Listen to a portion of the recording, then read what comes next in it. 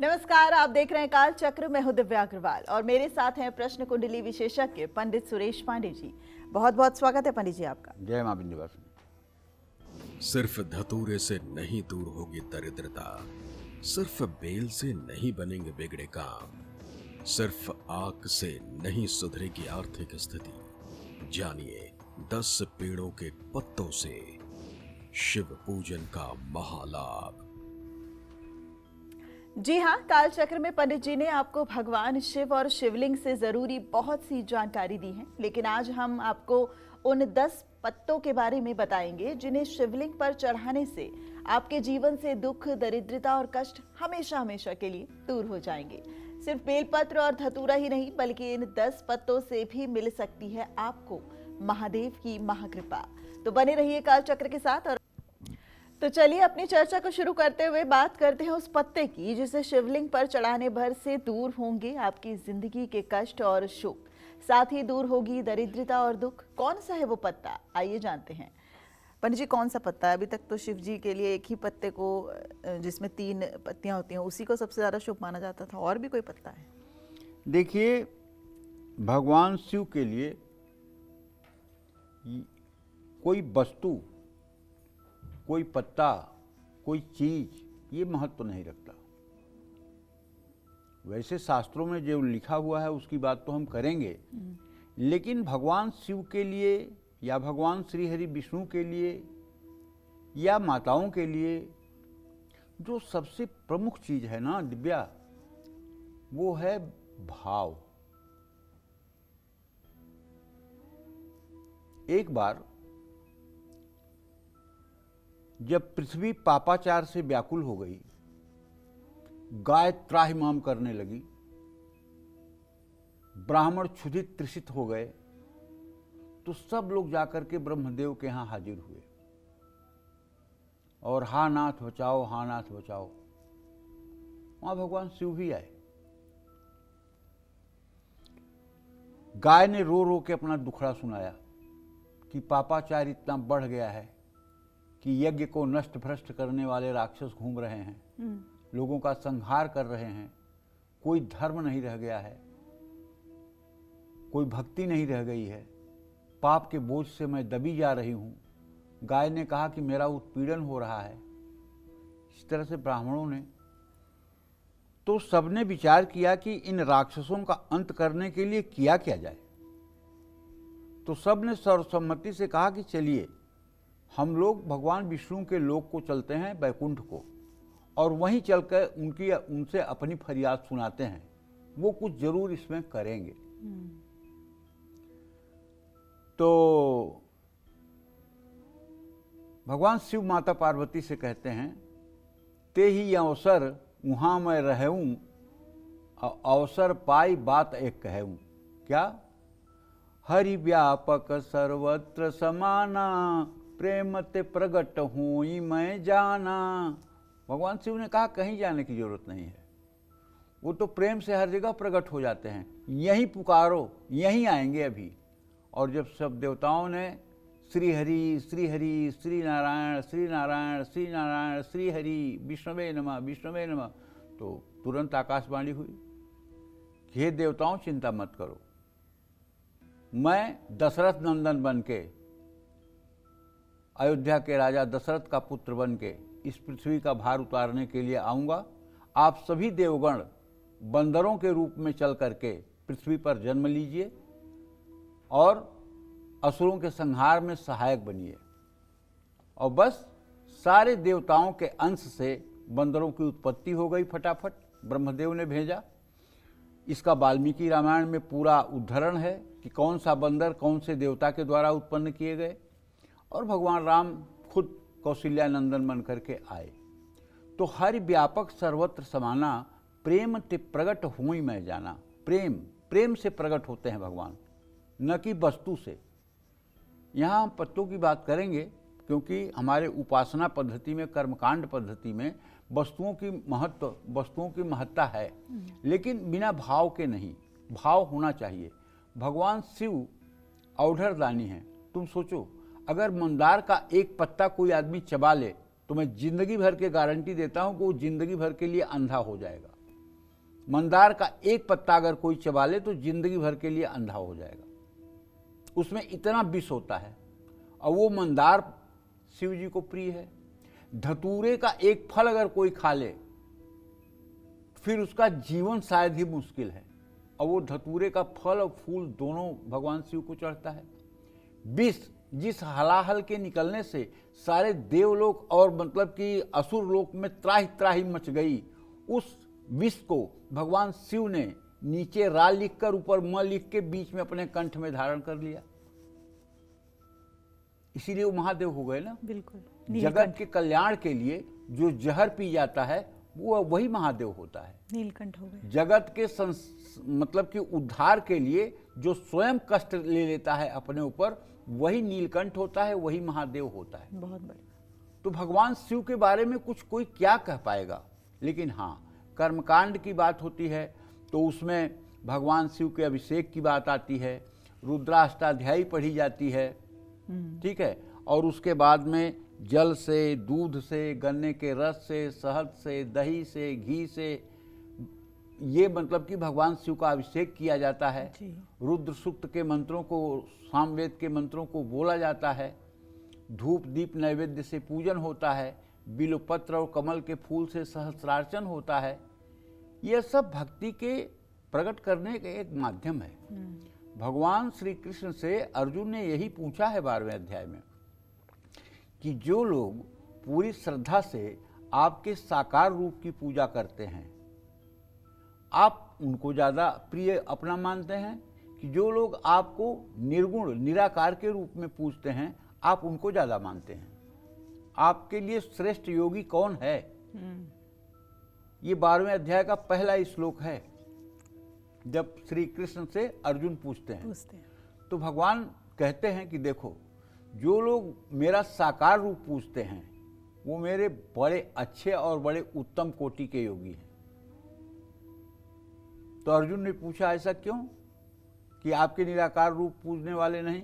कहन इसलिए कि निराकार रूप का चिंतन करना कठिन है, उस मार्ग पर चलना कठिन है, उस मार्ग पर क्लेशो अधिक तरस तेसाम अव्यक्ता सक्त चेतसाम। जो अव्यक्त है उसका मतलब कि चिंतन करना बहुत कठिन है। इसलिए जो लोग मेरे साकार रूप की पूजा करते हैं, तेसामहम समुद्धरता मृत्यु संसार सागरात, मैं उनका उद्धार करता हूँ, ये संसार सागर से पार करता हूँ। भवामी न चिरा पार्थम मैया वेशित चेतसाम, एकदम 1 मिनट की देरी नहीं करता हूँ, जल्दी से जल्दी उनको पार लगा देता हूँ। भवामी न चिरा पार्थम मैया वेशित चेतसाम, ये मतलब कि गीता का श्लोक है, ये भगवान श्री कृष्ण के वाक्य हैं। तो साकार पूजा को भगवान भी ज्यादा प्रिय करते हैं, ये 12वें अध्याय में एकदम स्पष्ट रूप से आप देख सकते हैं। और अब अपनी चर्चा पर लौटते हुए पंडित जी, वो पत्ते की बात हाँ, है। पत्ते की बात है। तो भगवान शिव की आंखों से जब तारकासुर का वध करना था और बहुत दिनों तक वो देखते रह गए, तो उनके आंखों से, दाहिने और बाएं दोनों आंखों से अश्रु की धारा निकली। तो उन अश्रु के बिंदु से एक आंख के आंसू से रुद्राक्ष का वृक्ष पैदा हुआ और एक आंख के जल से अशोक का वृक्ष पैदा हुआ। अच्छा, ठीक है। तो अशोक के पेड़ की उत्पत्ति भी मानी जाती है। अशोक का पौधा अशोक, जहाँ शोक न हो तो वो शोक का नाश करता है। जब अशोक है तभी तो शोक का नाश करता है। तो शिवलिंग पर अशोक के पत्ते अर्पित करने से संतान सुख की प्राप्ति होती है। अगर संतान नालायक हो गई है और उससे कष्ट मिल रहा है, या संतान आपसे दूर है, तो आप उसकी कामना के लिए शिवलिंग पर अशोक के पत्ते अर्पित करने से लाभ पाएंगे। धन लाभ की कामना के लिए भी शिवलिंग पर अशोक के पेड़ का पत्ता अर्पित करना शुभ होता है। घर में अशोक का पेड़ लगाने से शोक, दुख, दरिद्रता का वास नहीं होता है।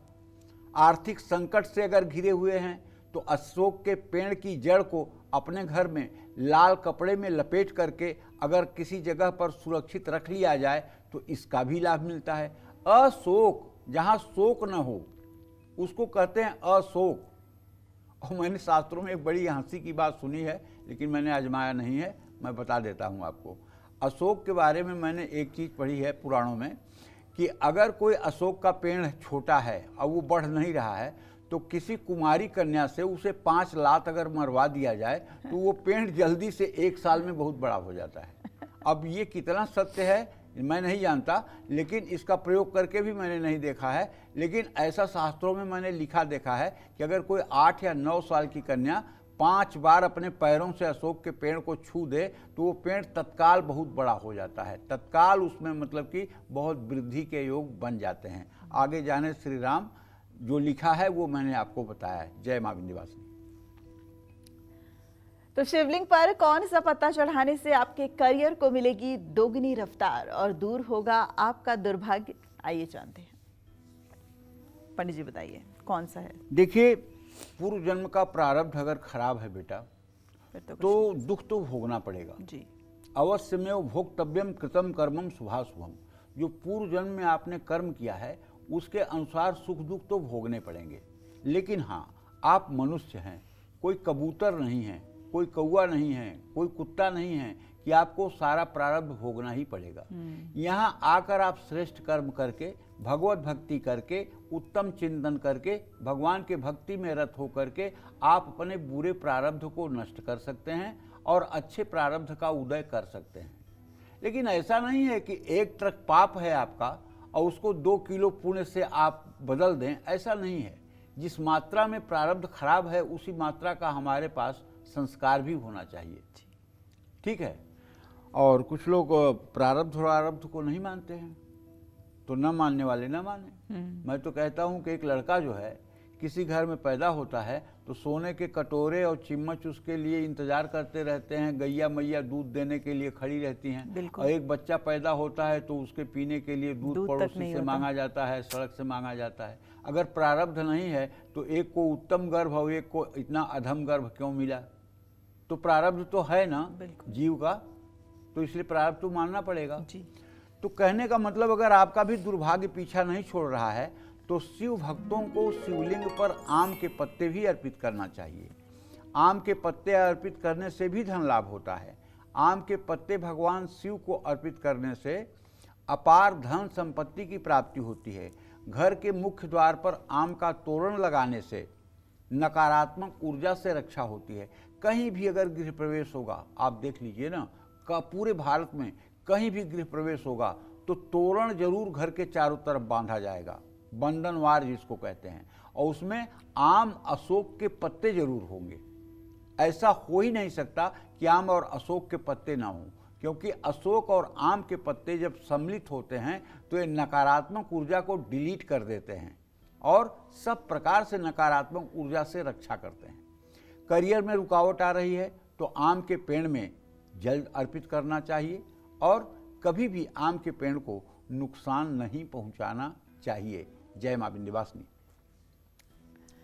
तो आपके जीवन में मानसिक तनाव को दूर करने के लिए कौन सा पत्ता भगवान शिव पर चढ़ाना चाहिए ये आपको बताएंगे। लेकिन इस वक्त हमारे साथ कालचक्र के एक दर्शक जुड़ गई हैं, टीना जी हमारे साथ जुड़ गई हैं इस वक्त। टीना जी बहुत स्वागत है आपका।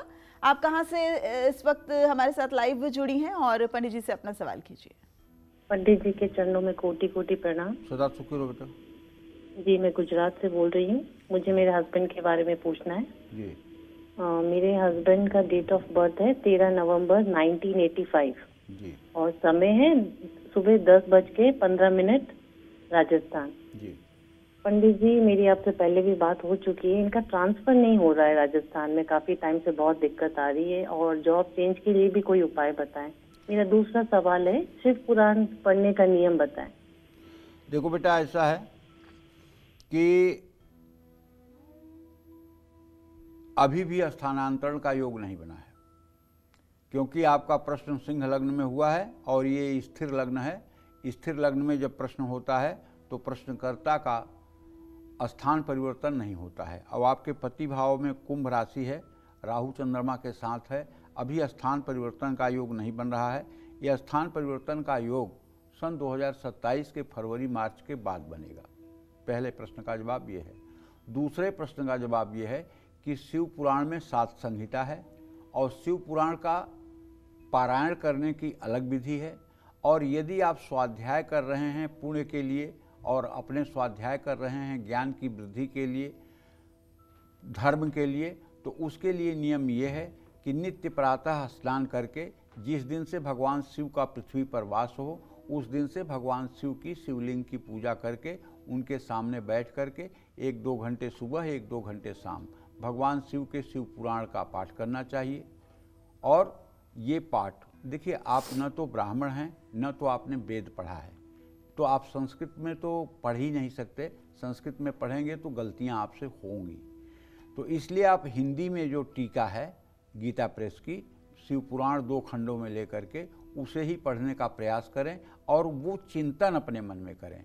और अगर आप 1 महीने में भी शिव पुराण पूरे सावन के महीने में पूरा कर देती हैं और अंतिम दिन ओम नमः शिवाय से 1000 आहुति हवन कर देती हैं और 2-5 मतलब वैदिक ब्राह्मणों को बुलाकर भोजन करा देती हैं और उन्हें कुछ दक्षिणा और वस्त्र दे देती हैं, तो आप समझ लीजिए कि आपका जीवन धन्य हो गया और आपका जीवन सफल हो गया, आपका जन्म लेना सार्थक हो गया।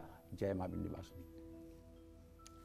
तो पंडित जी, अपनी चर्चा को आगे बढ़ाएं उससे पहले जो बेलपत्र है वो भगवान शिव को चढ़ाया जाता है। हालांकि शमी के पत्ते और भांग के पत्ते ये भी शिव जी के प्रिय हैं, लेकिन जो बेलपत्र है हम देखते हैं कई बार 3 पत्तियों में कुछ छेद होते हैं, तो उसको चढ़ाने की सही विधि क्या है और कौन सा सबसे सही रहता है? वो जो ऐसे कई बार कीड़े शायद खा जाते हैं उसको, वो सही नहीं होता? देखो, सही बात तो ये है कि बिल्वपत्र सुंदर होना चाहिए, साफ सुथरा होना चाहिए, कटा फटा नहीं होना चाहिए। जितना सुंदर बेलपत्र, जितना अच्छा बेलपत्र होगा वो भगवान शिव के लिए ज़्यादा प्रिय होगा। और अगर बेलपत्र पर अष्टगंध घोलकर चमेली के कलम से तीनों पत्तों पर आप राम राम लिख दें। अष्टगंध? अष्टगंध एक प्रकार का मतलब कि चंदन ही है। अच्छा, ठीक है, जो आजकल बना हुआ भी मिलता है अष्टगंध, जी। उसको आप घोल दीजिए और उसका घोल थोड़ा सा गाढ़ा ही रहे, बहुत पतला ना हो। और चमेली के लकड़ी की कलम बना लीजिए और तीनों पत्तों पर राम राम लिख करके और ऐसे 108 पत्ते रख लीजिए और वो 108 पत्ते आप भगवान शिव के शिवलिंग पर जलाभिषेक करने के बाद एक एक पत्ता ओम नमः शिवाय कहते हुए चढ़ाते जाइए और जल गिराते जाइए।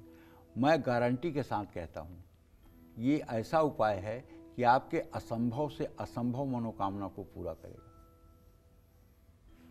भगवान शिव के हर समय जिह्वा पर राम नाम चलता है। अच्छा। और जब राम नाम लिखा हुआ बेलपत्र जो अर्पित करता है उसके ऊपर भगवान शिव सद्यः प्रसन्न होते हैं, सद्यः प्रसन्न होते हैं। भवानी शंकर वंदे श्रद्धा विश्वास रूपिणो। श्रद्धा रूपी माँ पार्वती, विश्वास रूपी भगवान शिव, ये राम के बहुत प्यारे हैं, राम इनको बहुत प्यारे हैं। आपकी बातों से लगता है पंडित जी पूजा करना ये एक साधना है। जी, पूजा करना तो साधना है ही है बेटा। पूजा करना जो है साधना है। साधना का मतलब कि साधना, साधना का मतलब है कि हमारा मन काम, क्रोध, मोह, लोभ, मद, मत्सर 6 प्रकार के विकारों के साथ जुड़ा हुआ है। कुछ लोग कहते हैं मेरा पूजा में मन नहीं लगता, मेरा पूजा से मन उच्चाटन हो जाता है, मेरा पूजा में कोई इंटरेस्ट नहीं है। क्यों? क्योंकि उनका मन काम, क्रोध, मोह, लोभ, मद, मत्सर इन 6 विकारों से युक्त है। तो इसी मन को साधने का जो काम है, काम, क्रोध, मोह, लोभ, मद, मत्सर से छुटकारा दिलाने का जो नाम है, उसी का नाम है साधना। मतलब आप मन को साध रहे हैं। और जिस दिन मन आपका सध जाएगा उस दिन क्या होगा? गीता में भगवान ने अर्जुन से कहा है इंद्रियाणाम मनश्चास्मि, इंद्रियों में मैं मन हूँ। तो जब वो मन आपके पास बचेगा तो वो मन नहीं होगा, वो कृष्ण होंगे, वो जगत गुरु होंगे। वंदे कृष्णम जगत गुरुम, वो त्रिलोकी के स्वामी होंगे। तब वो बचेंगे आपके पास, तब भगवान का साक्षात्कार आपके लिए कहाँ दूर रहेगा। इन 6 आतंकवादियों से अगर मन का पीछा, मन अपना साथ छोड़ दे, ये 6 उग्रवादी जो इनको हाईजैक करके बैठे हुए हैं, अगर ये साथ छोड़ दें मन का, तो फिर मन को सधने में और मन में भगवान का रूप प्रकाशित होने में क्षण भर नहीं लगेगा, एक क्षण नहीं लगेगा। लेकिन ये 6 बड़े दुष्कर हैं, हर समय शरीर में नहीं रहते हैं। काम हर समय प्रकट नहीं होता है, काम अवसर देखकर प्रकट होता है, क्रोध अवसर और परिस्थिति देखकर प्रकट होता है, मोह अवसर और परिस्थिति देखकर प्रकट होता है, लोभ अवसर और परिस्थिति देखकर प्रकट होता है, मद ये धन आने पर प्रभाव बढ़ने पर, पद मिलने पर ये प्रकट होता है। मत्सर, दूसरों को देख करके आगे बढ़ता हुआ मत्सर पैदा होता है। मत्सर का मतलब मुझसे आगे क्यों, अरे मेरे साथ ही पढ़ा, वो IAS हो गया, मैं भिखारी हो गया, ऐसा क्यों। ये देखकर जो मन में जलन की भावना होती है, इसको मत्सर कहते हैं। मत माने मुझसे, सर माने आगे, मत्सर। तो ये 6 विकारों से जब रहित हो जाएगा मन, तो मन तो अपने आप इंद्रियाणाम मनश्चास्मि भगवान श्री हरि विष्णु और कृष्ण का स्वरूप हो जाएगा। फिर पूछना ही क्या है, फिर जीवन धन्य धन्य ही हो जाएगा। बिल्कुल।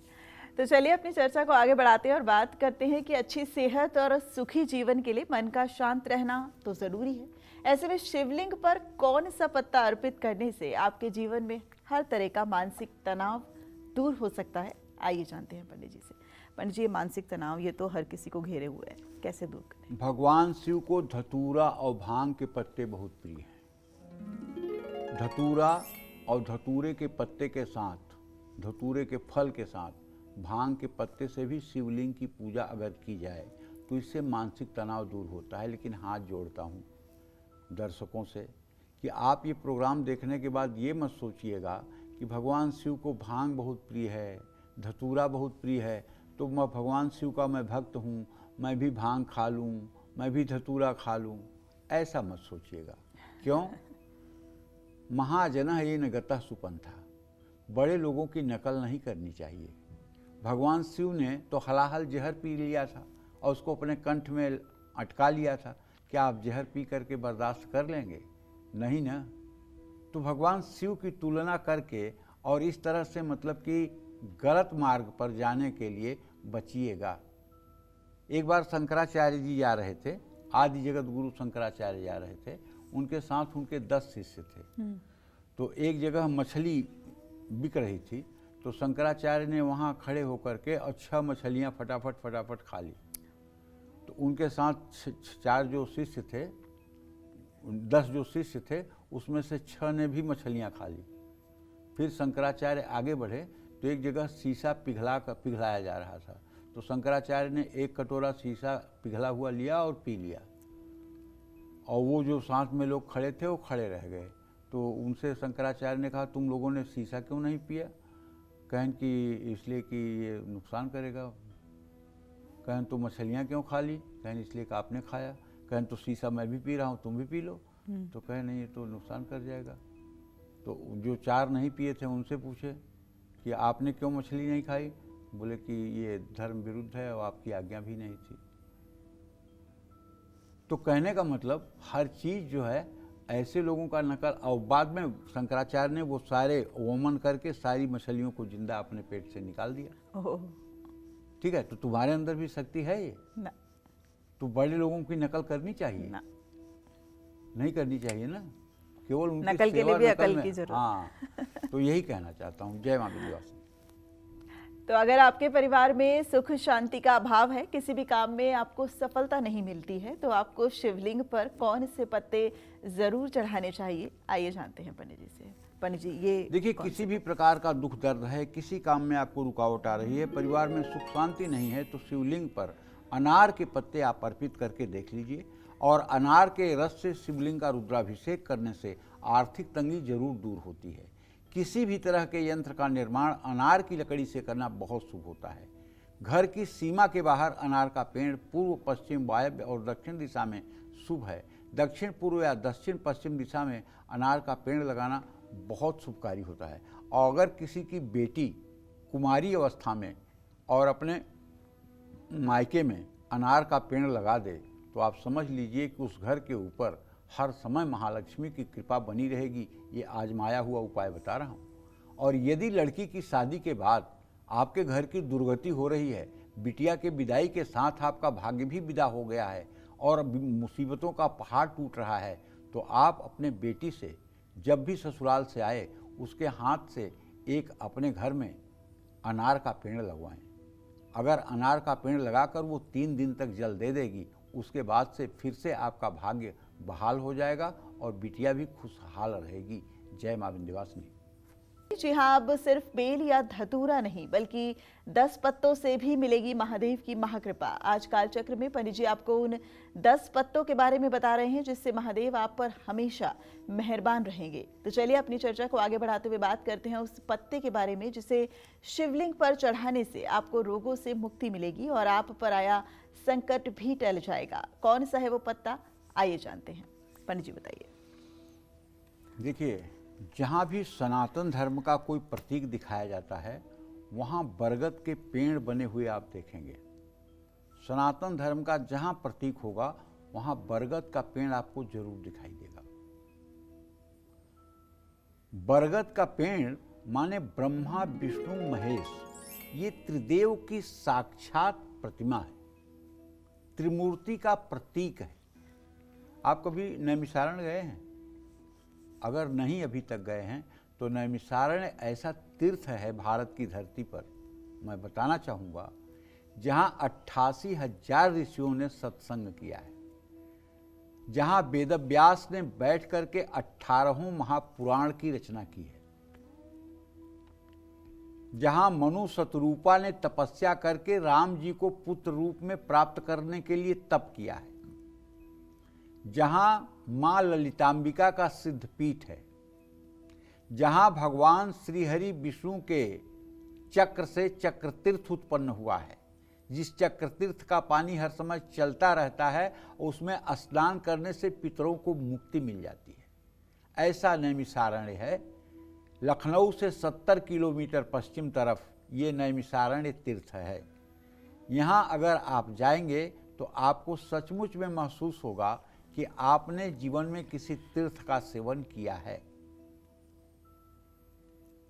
तो नैमिषारण्य की बात इसलिए कर रहा हूँ कि नैमिषारण्य जो है एक बहुत ही पवित्र तीर्थ है और वहाँ एक बरगद का पेड़ है। ये चर्चा करने का आशय ये है, उस बरगद के पेड़ के नीचे बैठ करके, वटवृक्ष के नीचे बैठ करके माना जाता है कि वेदव्यास ने 18 महापुराणों की रचना की।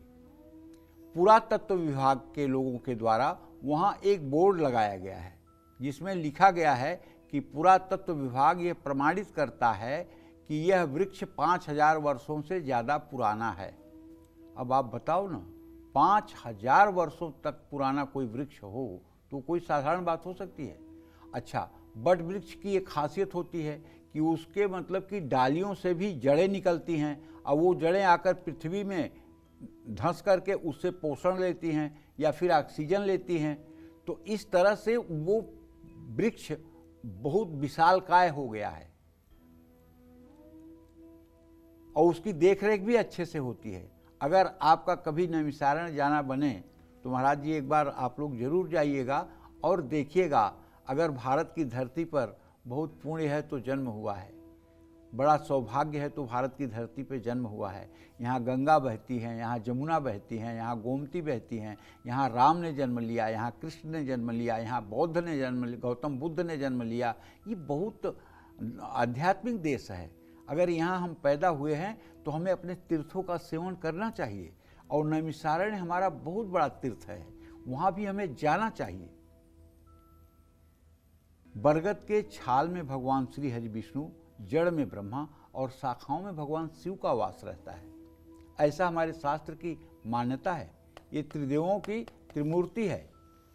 बरगद के पेड़ को शिव जी का भी प्रतीक माना जाता है। और आप जानते हैं, मैंने जब भी पढ़ा है पुराणों में और वाल्मीकि रामायण में और तमाम ग्रंथों में, भगवान शिव कैलाश पर 1 योजन माने 4 कोस माने 12 किलोमीटर चौड़ाई में फैले हुए बरगद के वृक्ष के नीचे अपना आसन लगाते हैं। वहां भगवान शिव मां पार्वती के साथ रहते हैं। बट वृक्ष के नीचे भगवान शिव रहते हैं। बट वृक्ष इतना प्यारा है उनको, तो या तो कोई गंभीर बीमारी हो या अल्पायु योग किसी ने आपको बताया हो या आपको लगता हो, या किसी को बार बार एक्सीडेंट हो रहा है, या कुंडली में मंगल ग्रह अशुभ स्थिति में है, तो शिवलिंग पर अगर आप बरगद का पत्ता महामृत्युंजय मंत्र के द्वारा अर्पित करें और बरगद की छाया का सकारात्मक प्रभाव आपके मन पर भी पड़े तो निश्चित रूप से आप दीर्घायु हो जाएंगे। बरगद के पेड़ में जल चढ़ाने से शिव और शनि दोनों की कृपा प्राप्त होती है। इससे संतान सुख की भी प्राप्ति होती है। जय मां विंध्यवासिनी। तो शिवलिंग पर कौन सा पत्ता चढ़ाने से आपके परिवार से कलेश और कष्ट दोनों दूर होंगे और आपका वैवाहिक जीवन हमेशा सुखी रहेगा? कौन सा है वो पत्ता, आइए जानते हैं। पंडित जी बताइए कौन सा है वो पत्ता? अब ये तो सभी लोग जानते हैं कि बेलपत्र भगवान शिव को अत्यंत प्रिय है। बेलपत्र का त्रिकोण आकार भगवान शिव के 3 नेत्रों का प्रतिनिधित्व करता है। बिलोपत्रम शिवार्पणम, इसका त्रिकोण आकार भोलेनाथ के त्रिशूल का भी प्रतिनिधित्व करता है। पति पत्नी जोड़े में अगर हर सोमवार को शिवलिंग पर बेलपत्र अर्पित करें तो वैवाहिक जीवन में कलेश नहीं होगा, परिवार में लड़ाई झगड़े नहीं होंगे और प्रेम बढ़ेगा। शिवलिंग पर 3 से लेकर 11 बेलपत्र चढ़ाना शुभ होता है। बेल के पेड़ के नीचे दीपक जलाने से ज्ञान की प्राप्ति होती है। बेल के पेड़ के नीचे किसी जरूरतमंद व्यक्ति को भोजन कराने से आर्थिक संकट कम हो जाता है। और हाँ, बेलपत्र के 2 और उपाय बताता हूँ। अगर कोई आपका स्वजन गंभीर बीमारी से जीवन और मृत्यु के बीच में जूझ रहा है तो आप 1000 बेलपत्र के पत्ते लेकर के और उसे शुद्धता से धो करके और उस पर चंदन का इत्र छिड़क करके और किसी विद्वान ब्राह्मण से मिल करके महामृत्युंजय का मंत्र ब्राह्मण द्वारा बुलवाएं और स्वयं एक एक पत्ता बिल्वपत्र जो है आप शिवलिंग पर चढ़ाते जाएं और घर का कोई एक सदस्य जल की धारा देता रहे। 1000 पत्र बिल्वपत्र का चढ़ाते चढ़ाते मैं दावे के साथ कहता हूं 6 घंटे के अंदर आपका स्वजन ठीक होना शुरू हो जाएगा। और ये उपाय अगर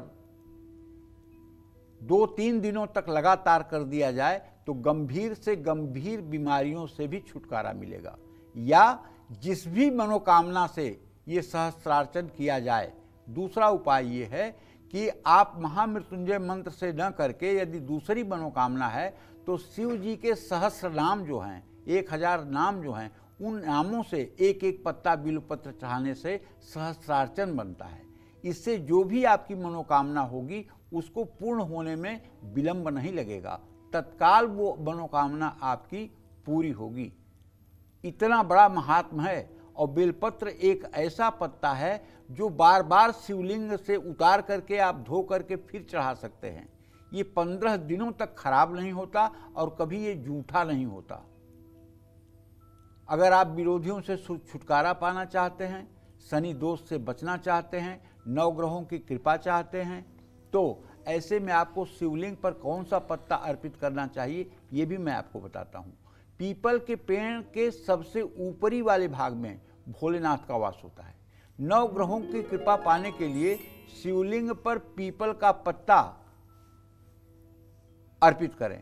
कुंडली में कोई भी ग्रह अशुभ फल दे रहा है तो शिवलिंग पर पीपल का पत्ता अर्पित करें। आपके जीवन में दुख खत्म नहीं हो रहा है तो सोमवार को पीपल के पेड़ के नीचे एक शिवलिंग स्थापित करें और उसकी नियमित रूप से पूजा करें। विरोधियों से परेशान हैं तो शनिवार को, मंगलवार को पीपल के नीचे बैठकर हनुमान चालीसा का पाठ भी करें।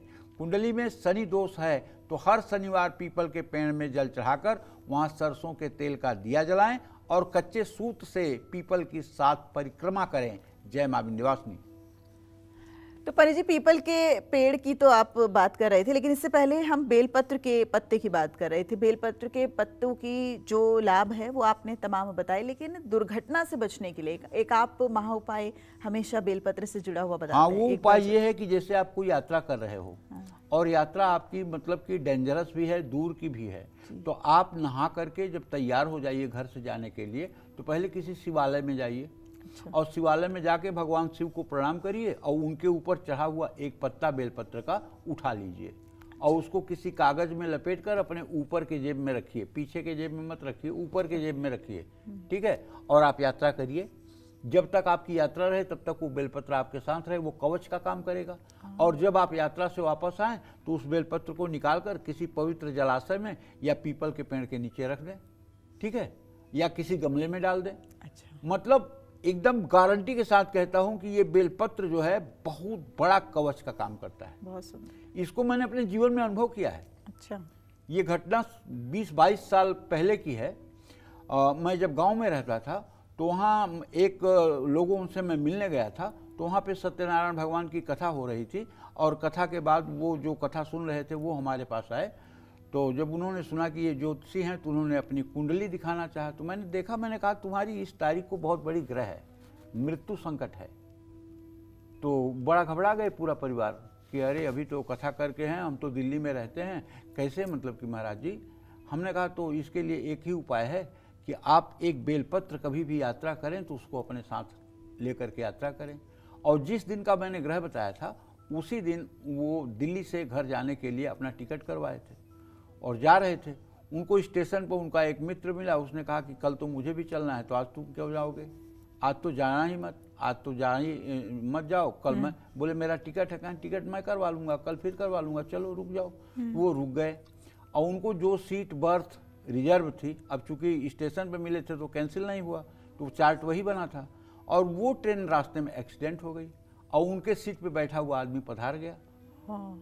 अब जब ये समाचार आया रेडियो में और अखबारों में तो उनके घर वाले भाग कर आए। जब स्टेशन पर पता किया तो पता लगा कि हाँ उस सीट का आदमी तो मर गया है। उनके घर रोना पीटना हो गया और इधर ये 4 बजे शाम तक दूसरे दिन पहुंच गए, घर आ गए। ये तो फिल्मी लगता है। तो एकदम मतलब चमत्कारिक बात मैं आपको बता रहा हूँ, 101% चमत्कारिक बात बता रहा हूँ। बेलपत्र का इतना चमत्कार है जिसकी कोई सीमा नहीं है। अगर सरस्वती भी बेलपत्र के बारे में कुछ कहना शुरू करें तो मैं समझता हूँ वो भी थक जाएंगी, बेलपत्र की महिमा नहीं कर पाएंगी। बहुत शक्तिशाली है। गंभीर से गंभीर बीमारी हो बेटा, कैसा भी मतलब गंभीर आपको रोग हो, पेट से संबंधित, आंत से संबंधित, लीवर से संबंधित, अगर आप बेलपत्र के कोमल 3 पत्ते वाले 3 पत्ते का सेवन करना शुरू कर दें तो मैं दावे के साथ कहता हूं दवाई रामबाण आपके लिए बन जाएगी। जो भी औषधि आप करेंगे वो रामबाण की तरह आपको फायदा करेगी, इसमें कोई संशय नहीं है। जय मां विंध्यवासिनी। तो अगर आप पर शनि की महादशा 7.5 या ढैया चल रही है और आप बहुत परेशान हो चुके हैं तो ऐसे में आपको शिवलिंग पर कौन सा पत्ता जरूर अर्पित करना चाहिए, आइए जानते हैं। बताइए पंडित जी। देखिए, शनि की महादशा तो 19 साल की होती है, 7.5 साल की होती है और ढैया 2.5 साल की होती है। तो कुंडली में अगर शनि शुभ स्थिति में नहीं है तो शिवलिंग पर शमी का पत्ता जरूर चढ़ाएं। घर में शमी का पौधा लगाने से कुंडली और मकान में कई दोष दूर हो जाते हैं। शमी का पत्ता शिवलिंग पर चढ़ाने से रोग और कलेश से मुक्ति मिलती है। विरोधी नुकसान नहीं पहुंचा पाते हैं। बरसात के दिनों में शमी के पेड़ का फूल भी मिलता है। अगर आपको शमी के पेड़ का फूल मिल जाए, एक भी फूल अगर जिस मनोकामना से आप शिवलिंग पर अर्पित कर दें, वो मनोकामना आपकी सद्य पूर्ण होगी। शमी का फूल दुर्लभ नहीं है लेकिन थोड़ा कठिन जरूर है इसका मिलना। अगर ये मिल जाए और आप शिवलिंग पर अर्पित कर दें तो आपकी जो भी मनोकामना होगी वो अवश्य भगवान शिव पूरी करेंगे। अगर नहीं मिल रहा है फूल तो पत्ता भी अर्पित करना शुभकारी है।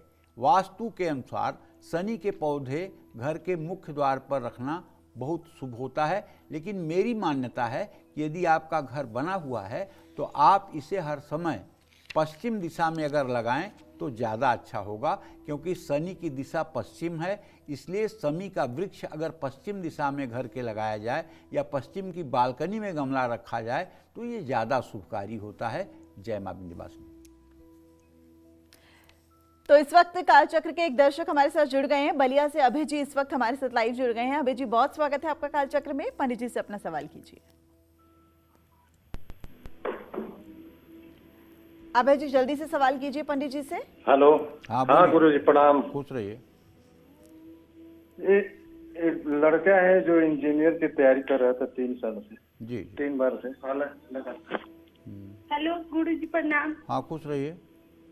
कह रहे हैं गुरु जी मेरे छोटे भैया हैं, उनका डेट ऑफ बर्थ है 1995 12 जुलाई, और उनका जन्म समय है 4:15 भोर में। उनके करियर के बारे में जानना चाहते हैं गुरु जी। वो 4-5 साल से इंजीनियरिंग की तैयारी कर रहे हैं, बहुत मेहनत कर रहे हैं, पर उनको सफलता मिल नहीं पा रही है। आपका नाम क्या है बेटा? मेरा नाम प्रियंका तिवारी है गुरु प्रियंका। जी। और मेरा दूसरा प्रियंका सवाल है गुरु जी कि मेरा जन्म 1998 15 जून को हुआ है।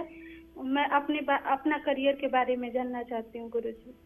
देखो, तुम्हारे भातृभाव का, चूंकि भाई तुम्हारा बड़ा है, इसलिए तुम्हारे मतलब कि एकादश भाव का स्वामी चंद्रमा राहु के साथ है। बेटा, ये बेकार में इंजीनियरिंग में इतनी मेहनत कर रहा है। आईआईटी करना इसके बस की बात नहीं है। साधारण बीटेक कहीं से ये कर सकता है, क्योंकि चंद्रमा राहु के साथ है। ये बालक मेहनत तो करता है, लेकिन जैसी बौद्धिक क्षमता की उर्वरा शक्ति होनी चाहिए वो नहीं है। ये समय बर्बाद ना करें। अब इनकी उम्र 31 साल हो गई है। समय बर्बाद ना करें, समय के साथ अपनी योग्यता के अनुसार कोई काम करें। और जो आपने प्रश्न किया है, तो आपके लिए तो मैं यही कहूँगा प्रियंका कि आप नित्य सुबह शाम दुर्गा चालीसा के पाठ करना शुरू कर दीजिए। इससे आपकी सारी मनोकामना पूरी हो जाएगी, सारी परेशानियां भी दूर हो जाएंगी। जय मां विंध्यवासिनी। और एक और कालचक्र की दर्शक इस वक्त हमारे साथ जुड़ गई है। हरियाणा के हिसार से इस वक्त अनीता जी हमारे साथ जुड़ी हैं। अनीता जी, बहुत स्वागत है आपका कालचक्र में। पंडित जी से अपना सवाल कीजिए। प्रणाम पंडित जी। हाँ, सदा सुखी रहे।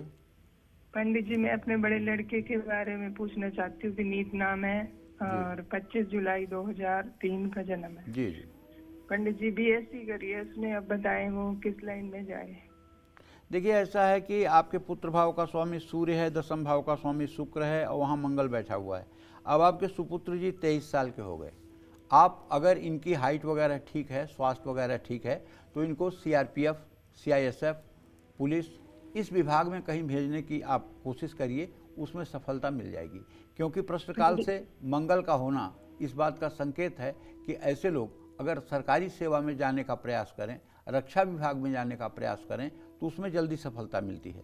अगर स्वास्थ्य में कोई दिक्कत है या स्वास्थ्य संबंधी कोई समस्या है, तो फिर मैं ये कहना चाहूँगा, चंद्रमा से दशम भाव का स्वामी भी मंगल है, तो ऐसे में ऐसे लोगों को किसी प्राइवेट सेक्टर में ही रक्षण विभाग से कार्यों को संलग्न होने से सफलता मिलती है।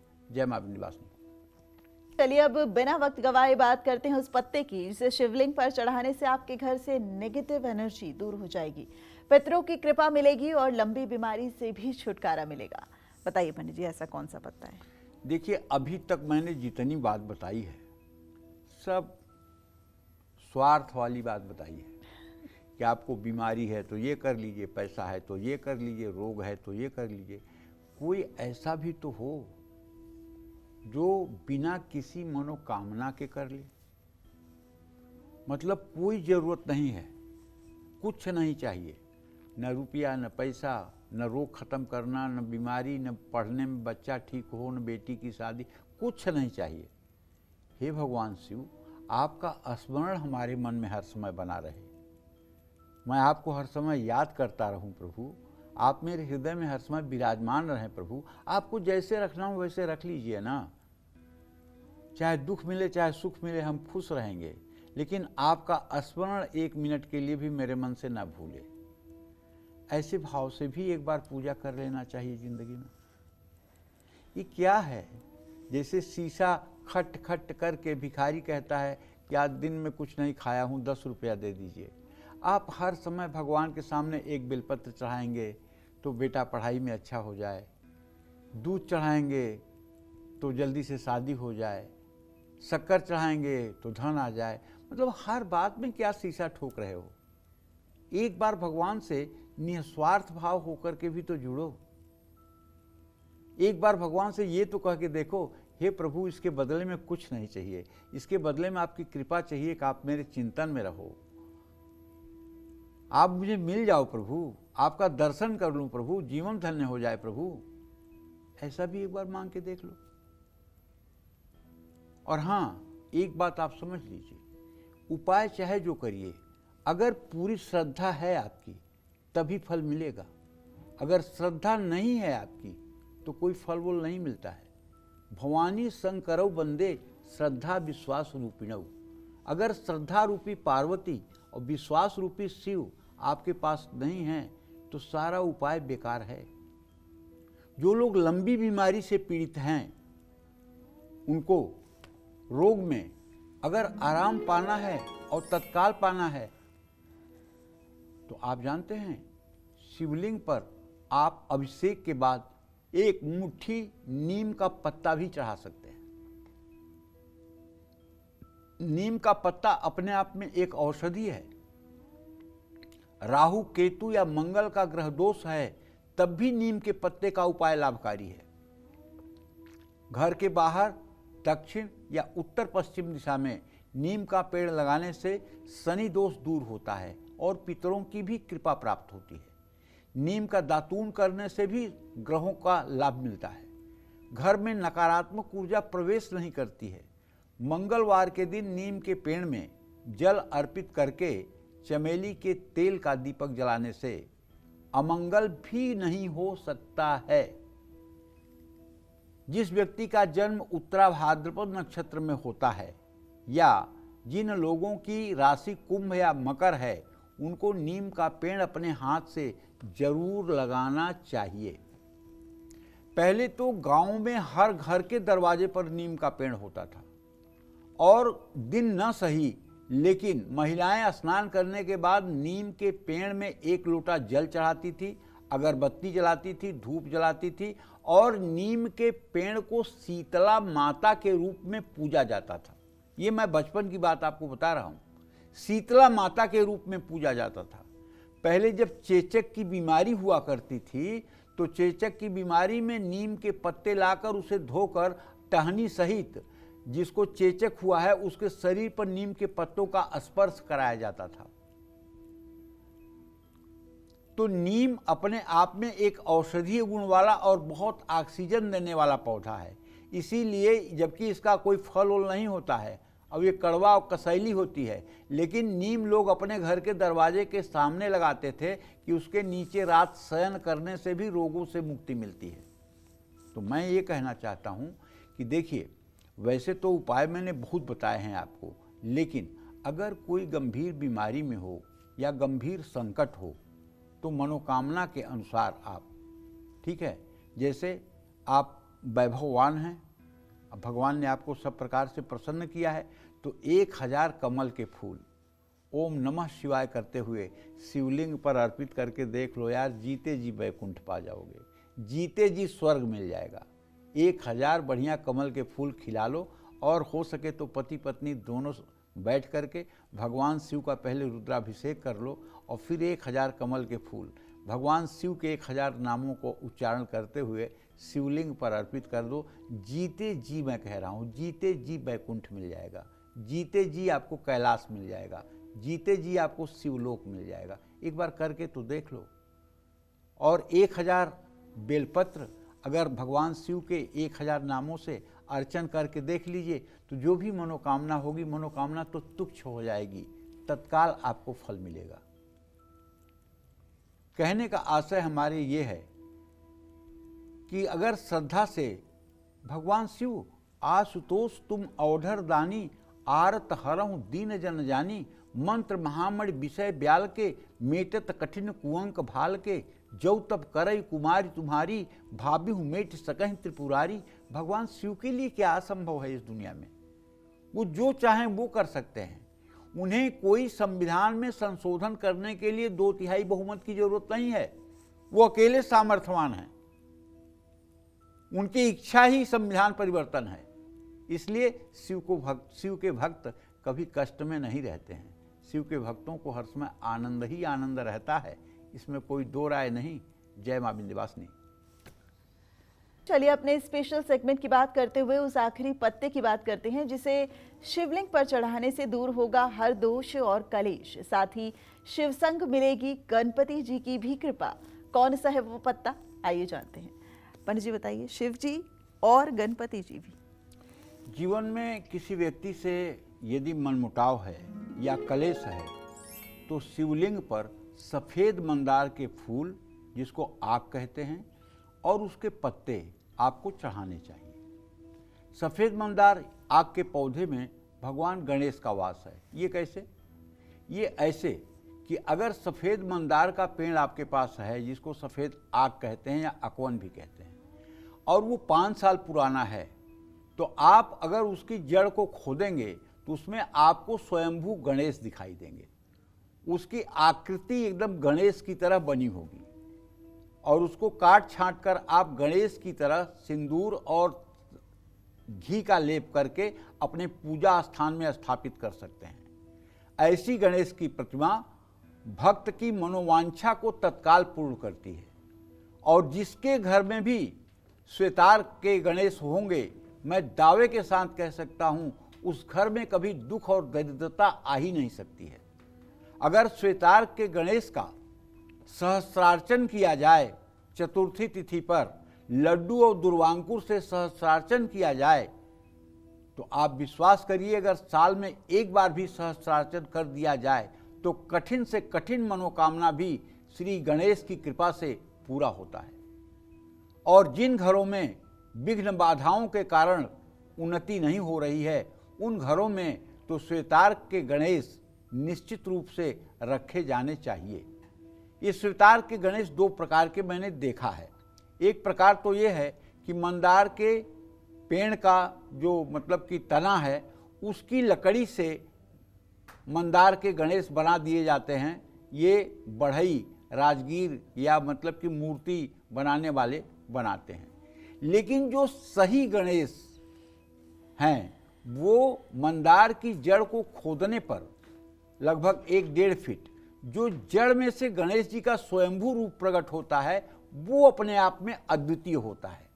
उसमें अगर आप चमेली का तेल और सिंदूर या घी और सिंदूर, गाय का घी और सिंदूर मिलाकर बढ़िया सुंदर से मतलब कि अगर आप उनकी साज सज्जा कर दें और एक सुंदर सिंहासन पर उन्हें विराजमान कर दें, तो आप विश्वास करें, आपकी सारी मनोकामना बिना कहे पूरी हो गई।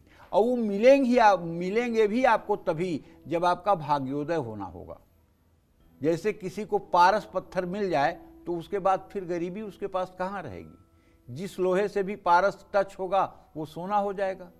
उसी तरह से जिसको गणेश जी मिल गए श्वेतार के मंदार के पेड़ की जड़ में गणेश जी जिसको मिल गए साक्षात, तो उसे समझ लेना चाहिए कि मेरे शुभ दिन का उदय हो गया और दुर्भाग्य का नाश हो गया।